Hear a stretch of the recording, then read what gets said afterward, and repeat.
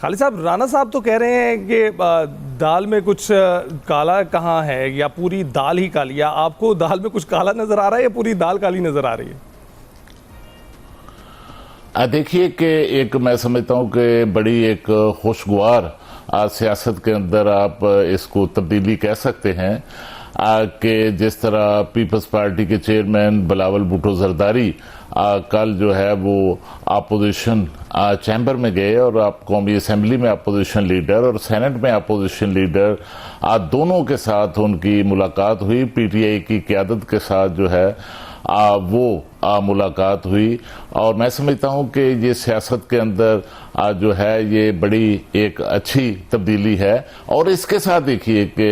Speaker قومی assembly کے ساتھ بھی اپوزیشن کی جو پارلیمانی قیادت ہے ان کی جو ہے وہ ملاقات ہوئی۔ پھر آپ نے دیکھا کہ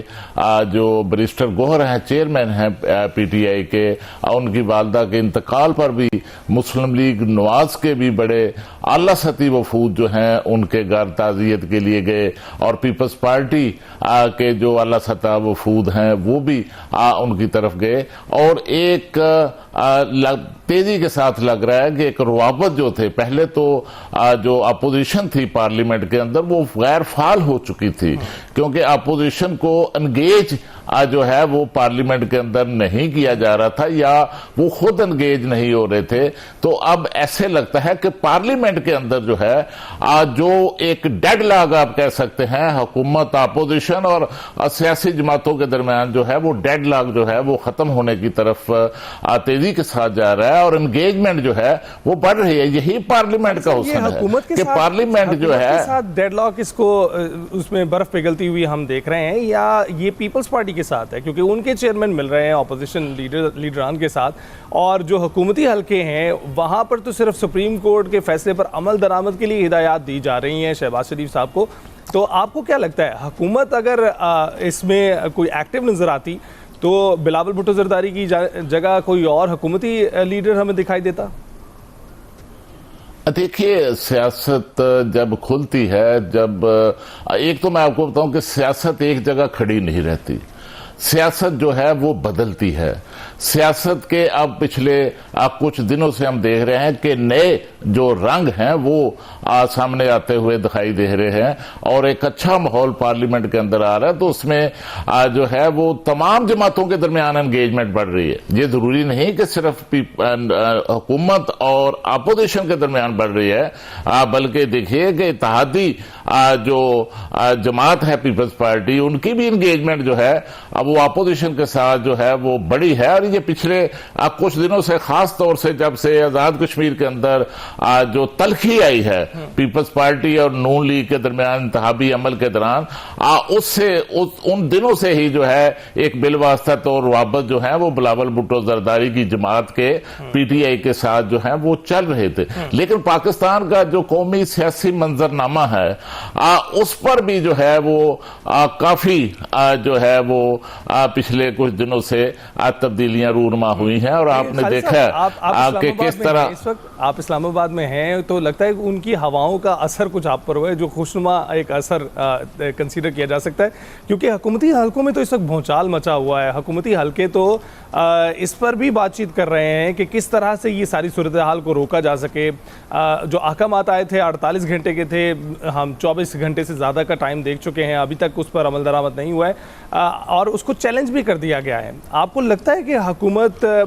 یہاں پر کسی کمپرومائز کے لیے تیار ہے؟ دیکھیے میں آپ کو بتاؤں کہ یہ جو سہولت بانی پی ٹی آئی کو سپریم کورٹ آف پاکستان نے جو احکامات دیے ہیں، اس طرح کی سہولت جو ہے وہ ماضی میں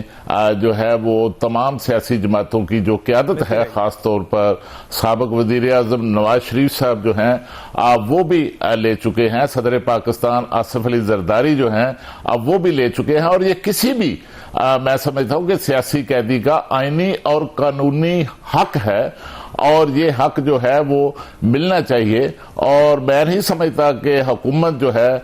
وہ اس میں کوئی بڑی رکاوٹ ڈالنا چاہتی ہے۔ ہاں، حکومت یہ ضرور چاہتی ہے کہ اس ریلیف سے جو پانی پی ٹی آئی کو ریلیف دیا گیا ہے، اس سے کوئی ڈیل کا تاثر جو ہے وہ نہیں جانا چاہیے.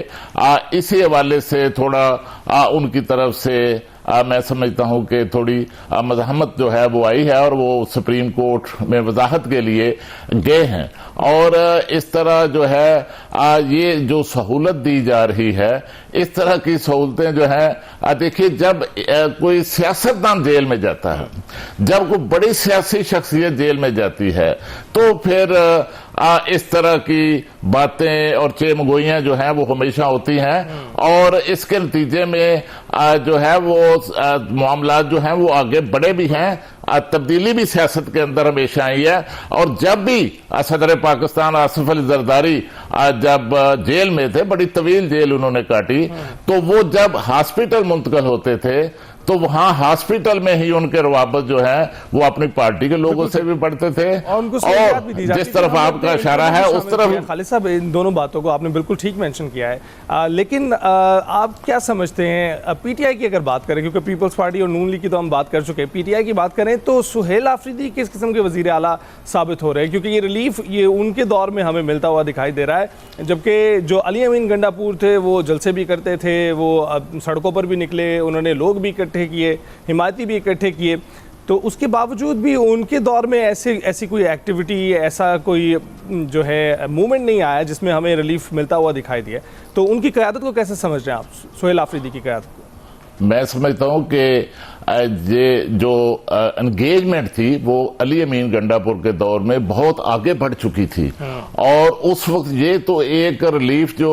آپ کو نظر آ رہا ہے, یہ تو ایک ہسپتال جانے کا ریلیف ہے. اس وقت جو نومبر کا جو دھرنا تھا, نومبر کا جو پی ٹی آئی کا احتجاج تھا علی امین گنڈاپور کی وزارت اعلیٰ کے دور میں, تو اس وقت تو معاملات جو ہیں وہ ان میں بہت آگے پیش رفت جو ہے وہ ہو چکی تھی, اور اس میں یہ باتیں بھی اس وقت چل رہی تھی کہ بانی پی ٹی آئی کو جیل سے جو ہے بنی گالہ شفٹ کرنے کے معاملات میں بھی جو ہے وہ باتیں آگے بڑھ رہی تھی.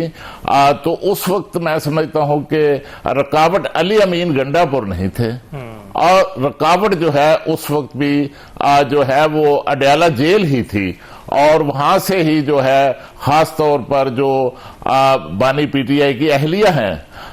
ان کی طرف سے بھی جو ہے اس میں مزاحمت آئی, جس کے نتیجے میں معاملات آگے بڑھنے کی بجائے وہاں پر ڈیڈ لاک کا شکار ہو گئے. اور اسی طرح اب جو ہے وہ چونکہ وہاں سے اڈیالہ جیل سے مزاحمت نہیں ہو رہی, وہاں سے مفاہمت کی آوازیں آ رہی ہیں, ٹھیک کہہ رہے ہیں آپ, تو اس سے جو ہے چیزیں آگے بڑھتی ہیں. آپ بالکل ٹھیک کہہ رہے ہیں. بہت بہت شکریہ آپ کا ہم سے گفتگو کرنے کے لیے. سیاسی صورتحال پر تبصرہ ہو رہا تھا, بریک پر جائیں گے.